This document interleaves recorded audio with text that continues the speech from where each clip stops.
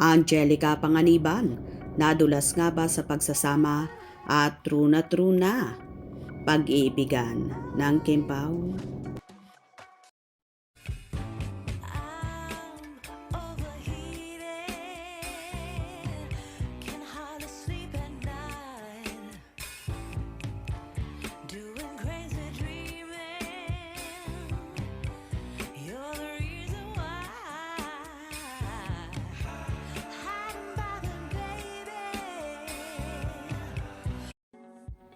Tila kahit ang isa sa BFF ni Kim Chiu na si Angelica Panganiban ay kinukulit na mga fanay tungkol sa pag-iibigan ni na Kim Chiu at Paolo Avellino na ngayon nga daw ay may live-in setup na nagaganap.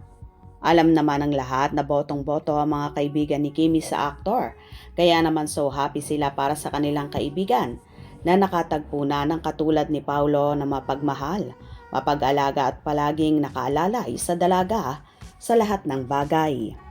Isang bomba sa mundo ng showbiz ang matagal nang hinihinalang relasyon ni na Kim at Paolo. Kim Pao ay umabot na sa panibagong antas, ang pagsasama sa ilalim ng iisang bubong. Ang balitang ito ay hindi lamang kumalat na parang apoy, kundi nagbigay rin ng matinding katahimikan sa mga nagdududa at nagpapakita ng isang matibay na pundasyon, ang pag-ibig sa likod ng kamera.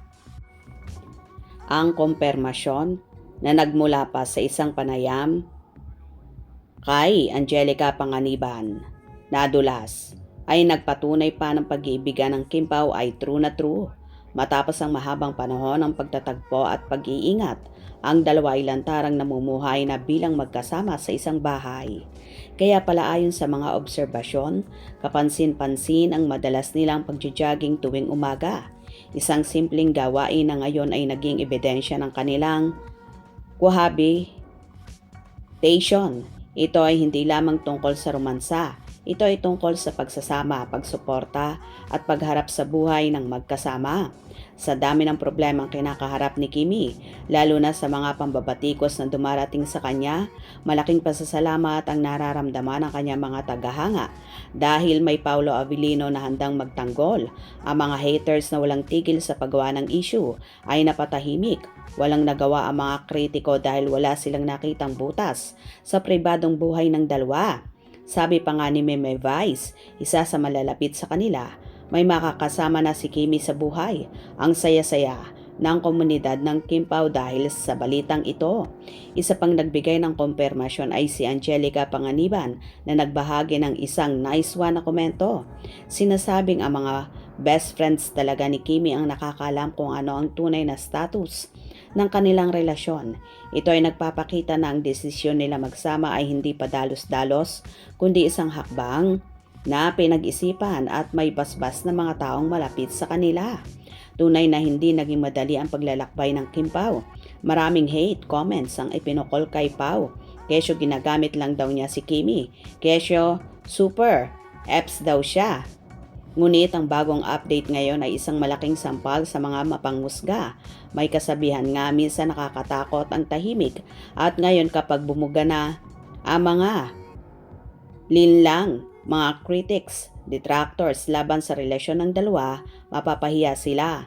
Ang pagsasama ni na Kimi at Pao ay isang matinding patunay na ang kanilang pag-iibigan ay lampas pa sa mga haka-haka.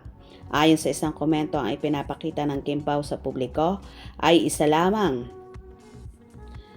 tamang pagtanggap o pagpapakilala sa relasyon. Ang ibig sabihin, seryoso sila sa isa't isa.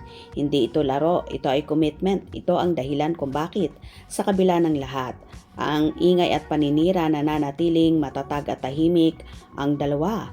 Ngunit ang relasyon ng Kim Pao ay hindi lamang tungkol sa pag-iibigan at pagtatanggol. May mas malalim na kabanata ang binubuksan sa buhay ni Kim Chiu. At dito pumapasok ang mahalagang papel ni Paolo. So, kung totoo man ang setup na live-in at nagsasama na nga sa iisang bubong sina Kim at Paolo, for sure, marami ang masaya, lalong higit ang mga kaibigan ni Kimi na kailangan ngayon ang binata. Hope you enjoyed. Please subscribe for more info.